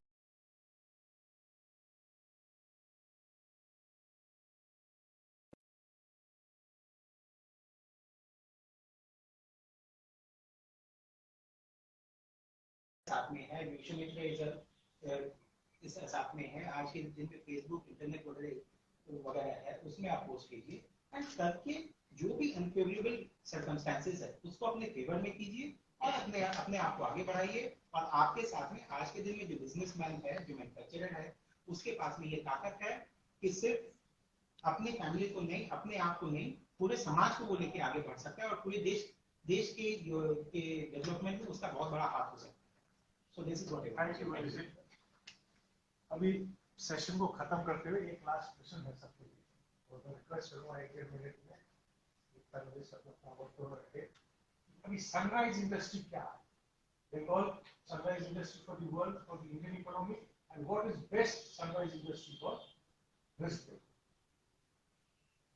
सबसे पहले सनराइज इंडस्ट्री बंगाल के लिए मेरे नजर में, ये मेरा अपना परसेप्शन है, मेरे नजर में 3 स्पेसिफिक है। एक हाइड्रोजन फ्यूल यूनिट, क्योंकि हाइड्रोजन फ्यूल आने वाले दिनों के लिए one of the important fuel factor होगा। सेकेंड है पेट्रोकेमिकल्स, क्योंकि पेट्रोकेमिकल्स इसलिए कि पेट्रोकेमिकल्स ऐसा एक जरिया है जिसके द्वारा आप हर एक प्रोडक्ट में पेट्रोकेमिकल का एप्लीकेशन आता है। तो पेट्रोकेमिकल का अगर ग्रोथ होगा तो स्टेट का इकोनॉमी का भी ग्रोथ काफी होगा। और तीसरा सनराइज इंडस्ट्री में कैसे फूड प्रोसेसिंग, फूड प्रोसेसिंग ऐसा है जो वो इंडस्ट्री कभी भी खत्म नहीं होने वाला है। वो सनराइज बोलिए और वो सनराइज ही रहने वाला है, वो सनसेट नहीं होगा, एवर शाइनिंग होगा। देखिए, मैं तो वेल्डिंग इलेक्ट्रोड से रिलेटेड होकर के भी मैं तो जो सोचता हूँ फॉर स्टेट, तो हमने तो सुना है कि बिहार में फलाना जगह पे जाके रहो तो वहाँ पानी इतना बढ़िया है, हरियाणा में यहाँ जाओ पानी इतना बढ़िया है, आदमी की सेहत सुधरती है। तो somebody has pointed out when Himalayan industry was put up for this mineral water, और वो उसका इतना अच्छा फ्यूचर दिखा कि टाटा जैसी कंपनी ने उसको टेक ओवर किया।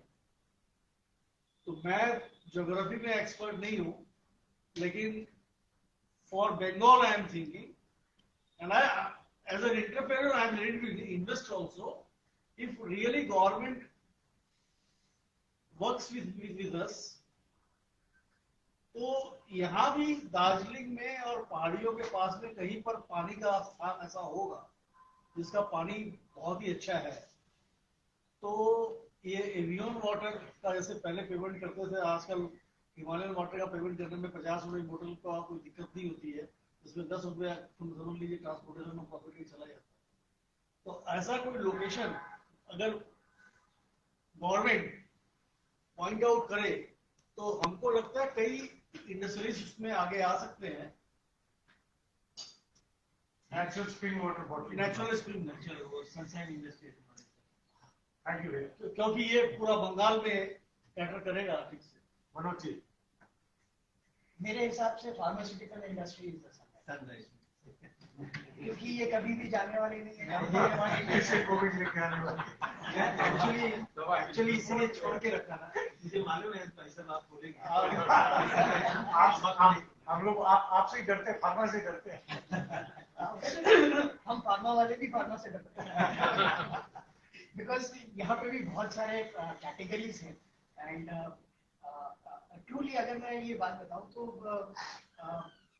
समटाइम्स इनको टेररिस्ट का भी नाम दिया जा सकता है। नहीं कुछ है भी या डिटेल्स में शायद कभी आपको। Thank you. मेरे को ये लगता है कि Bengal is a consumer state. Bengal में मैन्युफैक्चरिंग बहुत कम है, लेकिन यहाँ की जो पॉपुलेशन है बहुत बड़ी है। तो कोई भी कंज्यूमर आइटम, और कोई भी कंज्यूमर आइटम होती है वो अगर मार्केट के पास में होती है तो उसका हमेशा वैल्यू है। तो आज के दिन में कोई भी अगर इंडस्ट्रियलिस्ट है या फिर बिजनेसमैन मैं देख लेता हूँ, अगर वो लोग इस चीज को आइडेंटिफाई करें कि कौन सी चीज है जो बंगाल में बन सकती है लेकिन बन नहीं रही है, दूर किसी देश से आ रही है या दूर किसी स्टेट से आ रही है, और उस चीज को अगर बंगाल में प्रोडक्शन किया जाए तो उसका यहाँ पे बंगाल में स्कोप अच्छा है। और सही बताऊं तो मैं भी अपने पेंट इंडस्ट्री में यही करने की कोशिश कर रहा हूँ and I can say that I have been fairly successful in the experimentation that I am doing. Thank you. Amit ji, green energy government के लिए भी अच्छा है और उसमें प्रोडक्ट है ओलियो एक ही इंडस्ट्री। बांग्ला जी कंज्यूमर प्रोडक्ट्स में ही जिसका कंजम्पशन है देखिए, और बहुत कम हो रहा है या इसका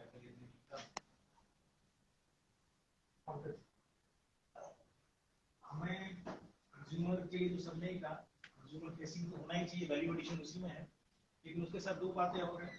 एक तो रिसोर्स इंसेंटिव, जो रिसोर्स हमारे पास है, जैसे हमारे पास एनर्जी है, हमारे पास मैन पावर, सो जो लेबर इंटेंसिव इंडस्ट्री है, जो असंगठित से संगठित होती जा रही है जो इंडस्ट्री, जैसे मैंने क्लोथिंग इंडस्ट्री की बात मैंने कही, जैसे फर्नीचर इंडस्ट्री, तो बहुत मैसिव वे में कंसोलिडेशन हो रहा है। या फिर मेटल प्रोसेसिंग की बात अगर करें, जो छोटी छोटी जो फैक्ट्री होती थी वो बिग स्केल में जा रही है। तीसरी बात करें अगर फूड प्रोसेसिंग से, अपने फूड प्रोसेसिंग की बात करें, सिंगुलर है फिश फार्मिंग, उसमें पैकेजिंग करके उसमें वैल्यू एडिशन करके, इस तरह की चीजें जो कि विदेशी मार्केट से और लोकल कंजम्पशन से जुड़ी हुई। आज लोकल हमारा कंज्यूमर स्टेट है, इसके अलावा हमें हमारे जो लोकेशनल एडवांटेज है साउथ ईस्ट एशिया के बारे में उसको नहीं भूलना चाहिए। और फ्यूचर में चाइना का मार्केट भी बहुत जोर से खुल रहा है इंडियन मैन्युफैक्चरर्स के लिए। अभी जो हम सोचते थे अभी तक कि चाइना सिर्फ बेच रहा है, अभी बहुत ही तेजी के साथ सिचुएशन चेंज हो रही है इम्पोर्टेड इकोनॉमी। हमें अगले 5-10 साल के अंदर चाइना के मार्केट को देखना है, बहुत बड़ा कंज्यूमर मार्केट हो रहा है ये। Thank you. और ऑडियंस में यार जो गेस्ट है, बाकी किसी को कोई सनराइज इंडस्ट्री के बारे में, बंगाल की इंडस्ट्रीज के बारे में, मैन्युफैक्चरिंग इंडस्ट्री कुछ बोलना है? Let me introduce Dipanjan. Dipanjan is becoming an icon for Bengal. He started Hyper Exchange, which is basically to refurbished, products का मोबाइल होता है ना, refurbished करके इनके अभी नेदरलैंड गवर्नमेंट और यूके गवर्नमेंट से they have been invited to invest there. Correct me if I'm wrong. Sure, yes. So in fact, they've been very good and Dipanjan himself is a very astute professional. So what according to you, Dipanjan, could be one of the sunrise pack industries? Thank you, very kind. So बहुत ही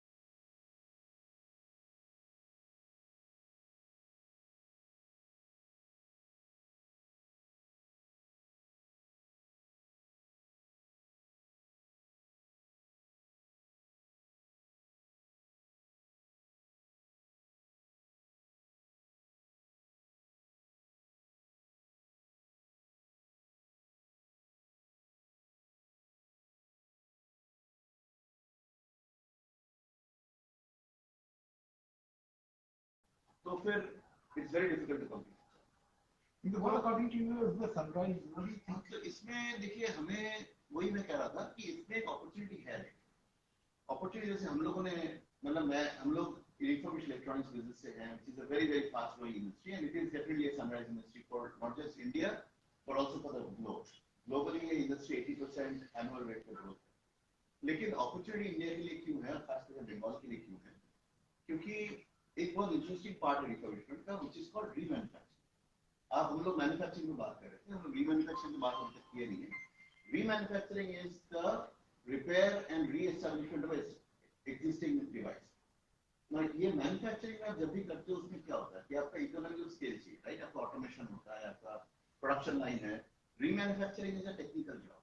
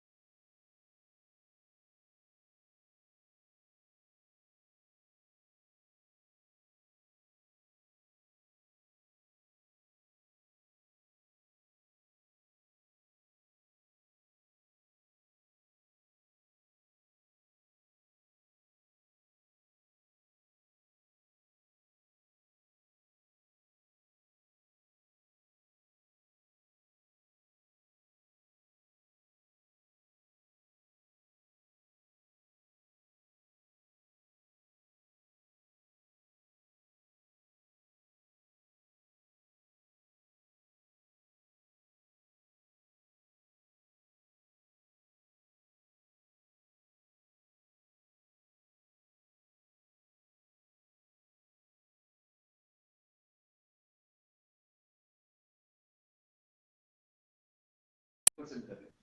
इस साल 50% of revenue will be export हो रही only on. तो ये एक मैं मतलब मेरे एरिया के बारे में तो मैं बात कर ही रहा हूँ, बट मुझे लगता है ये रीमैन्युफैक्चरिंग के बारे में एज ए इंडस्ट्री अगर सोचे तो उसमें बहुत अपॉर्चुनिटी है, ना कि हम चाइना को कॉपी करें और ऐसी मैन्युफैक्चरिंग करें। There is opportunity in other parts of the value chain also, जिसको हम देखना चाहिए। That would be my thought. Thank you. Yeah, so Avik is here. Avik Mitra from NSC. So Avik, we are running short of time. So if you just, Avik wanted to say about something about NSC. So Avik, first of all, Avik Gupta, I'm from the National Stock Exchange Kolkata office, and thank you Sunilji for giving this opportunity. Sunilji was in very close coordination with us. So basically, all of us think कि अगर हम लोग SME है तो शायद stock exchange या IPO या fund raising हम लोग नहीं देंगे, लेकिन मैं जस्ट एक नॉलेज के लिए बता दूं कि NSE has a main board जहाँ पे बड़े कंपनीज आती है। NSE में एक SME बोर्ड भी है जहाँ पे small and medium enterprise fund raising या IPO लिस्टिंग करवा सकती है। कैलकाटा से नहीं करके अभी हम लोगों ने अराउंड 15 कंपनीज लिस्ट करवाई है in the last few years. Most में से बहुत सारी कंपनीज मैन्युफैक्चरिंग कंपनीज है, जैसे आपका जिंक वायर्स हो गया, क्रिटिका वायर्स बोल के कंपनी, हिमकॉन केमिकल्स हो गया, क्रिटिका वायर्स हो गया जिंक मैन्युफैक्चरिंग। मैंने अभी रिसेंटली क्यूबीसी बोल के फेडरल्स मैन्युफैक्चरिंग कंपनी इन कोलकाता, उनका भी लिस्टिंग करवाया। Coolcals बोल के company which makes this plastic cap, they got listed in NCMS platform। तो हम लोगों को लगता है IPO मतलब 100, 150, 200 करोड़ का वो है, लेकिन SME प्लेटफॉर्म में 5 करोड़ से लेके 50 करोड़ 100 करोड़ तक कुछ भी रेज किया जा सकता है। We are completely sector agnostic to manufacturing sector को भी definitely preference, और investors को भी अच्छा लगता है, both companies like all of yours come to the market। Listing सिर्फ फंड रेजिंग के लिए नहीं होता है, लिस्टिंग विजिबिलिटी के लिए होता है, ब्रांडिंग के लिए होता है, फ्यूचर के लिए होता है कि फ्यूचर में अगर आपको कुछ एक्विजिशन करना पड़े या फंड रेजिंग करना पड़े तो पूरा एक रोड मैप बन जाए। आप एलिजिबल है कि नहीं, आपको करना चाहिए कि नहीं, आपको डाउट्स हो रहा है, कंप्लायंसेस बढ़ जाएंगे, वो हम लोग 1-to-1 मीटिंग करके सुनिश्चित भी है, we can discuss that. But concept ये है कि SME companies are most welcome, manufacturing companies are most welcome. आप यहाँ पे आके आप लोग फंड रेजिंग या लिस्टिंग दोनों कर सकते हैं। मैं रिसेंटली रायपुर गया था and I saw that there are many SME companies. Sunrise sector की बात हो रही है तो I just want to add, Raipur गया था and I saw that small and medium sector companies, वहाँ पे 27 नए कंपनीज एथनॉल का प्लान लगा रही है, and the government has created a particular park for that, hub for that. So there are many opportunities. Eastern region is catching up, so we will really be happy. Thank you. thank you everyone for participating in everything. It was wonderful. I hope everyone had a good time and और हम लोग valuable inputs मिले। समय short था, probably next time हम ज़्यादा अच्छा discuss करेंगे। तो अगर कोई हमारी तरफ से कुछ चूक रहेगी तो उसके लिए मैं क्षमा मांगूंगा सबसे। एंड मैं इंट्रोड्यूस करना चाहूँगा मिस्टर संजय कुमार गर्ग, ये हमारे को फाउंडर हैं नोवा रियल टाइम। नोवा रियल टाइम के हम यूनिट किए हैं ये प्रोग्राम को, और हमारे ये प्रदीप शुक्ला जी हैं चीफ का रिपोर्टर अपने जैविक विश्वा मित्र के, तो इसके ये दो इंटरव्यू हुआ है। एक मैं मॉडरेटर एंड पैनलिस्ट को रिक्वेस्ट करूंगा एक ग्रुप फोटो के लिए कर रहे हैं, उसके बाद we will break for open network. हाँ रुपए जी आप तो प्लीज आप सॉरी प्लीज बताइए सर। किससे चल रहा है मैन्युफैक्चरिंग इंडस्ट्री वाले में जो भी थोड़ा जुड़ा हुआ हूँ उससे मैं बोलना चाहता हूँ ये super criticise the government, we should not criticise the state, but जो फैक्चुअल प्रॉब्लम है स्टेट में we must realise that and recognise that. आज लैंड सीलिंग पूरे स्टेट पूरे हिंदुस्तान में सिर्फ बंगाल और केरला में आज लैंड सीलिंग को लेकर मैन्युफैक्चरर्स को नहीं मिला, फिर क्लब्स की जो प्रॉब्लम है वो भी देता है, फिर सर्कल लाइट की जो प्रॉब्लम है वो भी देता है। तो all those problems only the manufacturer और the industries are facing this at आपको सारी चीजें ठीक है, रिस्क हम लेके चलते नहीं है, रिस्क तो जब इंडस्ट्री में गए हैं तो रिस्क तो इम्बेडेड ऑलरेडी, वो रिस्क हम लेके चल रहे हैं। बट जो एक स्टेट की जो प्रॉब्लम है वो स्टेट की प्रॉब्लम सड़क के माध्यम से या इस प्लेटफॉर्म के माध्यम से स्टेट को जरूर जाना चाहिए। जो भी सॉल्व होगा वो तो बेसिक चीज है, मनीष आपका आर्गुमेंट एकदम परफेक्ट था जो है करो, पर ये नहीं आप फैक्ट्री डाल दे सकते हैं क्या कि आप फैक्ट्री को डाल देते, उसके बाद आगे अगर इतना बड़ा इन्वेस्टमेंट दिखे नहीं लेकिन वो अलग टेंशन है, हाल का क्या होना नहीं होना रॉ मटेरियल कैसे है वो अलग टेंशन है, और सामने आने का साथ में खड़ा हो जाता है ये और चीज काम कहाँ से करेगा?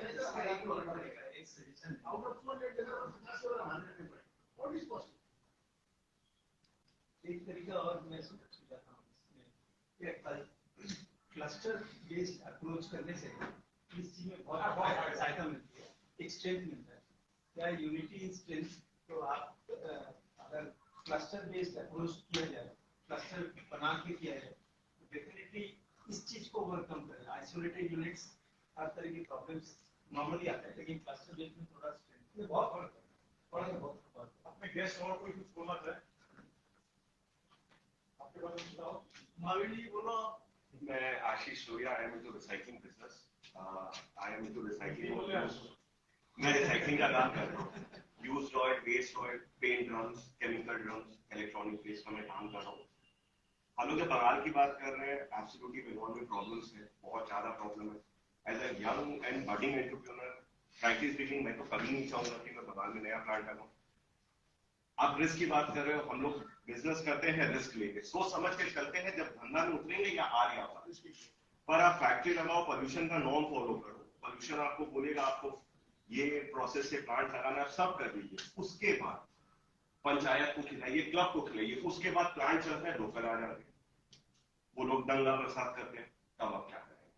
ना आपका रॉ मटेरियल कुछ जा सकता है, ना आपका फिनिश प्रोडक्ट बेच सकता है, आप वहीं का वहीं बैठे हैं। प्रशासन के पास जाइए, प्रशासन एक ही चीज बोलेगा, मॉब के सामने আমরা কিছু করব, आप चले जा करोगे चेक होगी। आप लोकल नेता को सेट करिए, जितना उसको सेट करेंगे उसका मुंह उतना खुलता चला जाएगा, वो समझ जाएगा ये तो फंस गए हैं Yeah, Ashish, that close this session today. And I would just thank everybody here. Thanks to Ji, Nobody Raviji. Vishwamitra के माध्यम से शुक्ला जी आप सुन रहे हैं ना, आगे थोड़ा स्ट्रॉन्ग रिपोर्ट बना के दीजिए, बिल्कुल अब तो मजा आएगा। एक मिनट में मैं थोड़ा सा बताऊंगा कि आज जैसे ये जो इनिशिएटिव आप लोगों ने लिया है, बहुत अच्छा इनिशिएटिव है। क्यों नहीं आज विश्वमित्र के माध्यम से शुक्ला जी आप यहाँ पर एक इंडस्ट्री माउथ पीस जैसा कोई कॉलम अगर अपने पेपर में स्टार्ट कर पाए, अगर वैसा कुछ हो पाए जहाँ पे आप लोग हर वीकली या फोर्टनाइटली कौन सी इंडस्ट्री की क्या प्रॉब्लम है, उस प्रॉब्लम को हाईलाइट किया जाए। जिससे देखिए क्या हो रहा है कि जब तक हम लोग सामने नहीं आएंगे तो वो प्रॉब्लम के बारे में डिस्कस नहीं करेंगे, तब तक उसको कैसे अपने उसको सोल्यूशन करेंगे। तो अगर इस टाइप का कुछ किया जा सके, आई डोंट नो कितना पॉसिबल है, उसमें काफी सारे एस्पेक्ट्स आप लोगों को देखने पड़ेंगे, बट अगर वैसा कर सके तो मेरे को लगता है इंडस्ट्री को एस्पेक्ट में बहुत ज्यादा फायदा होगा।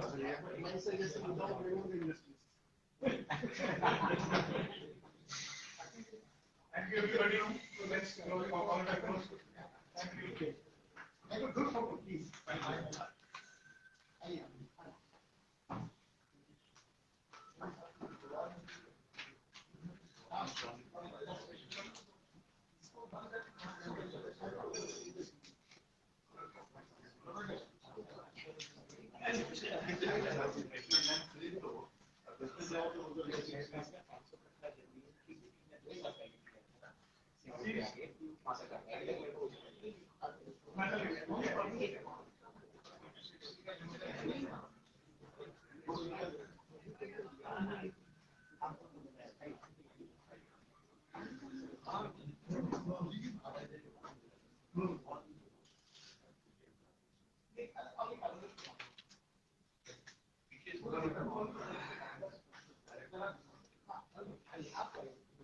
अभी तो सामने आ जाओ, इधर आ जाओ।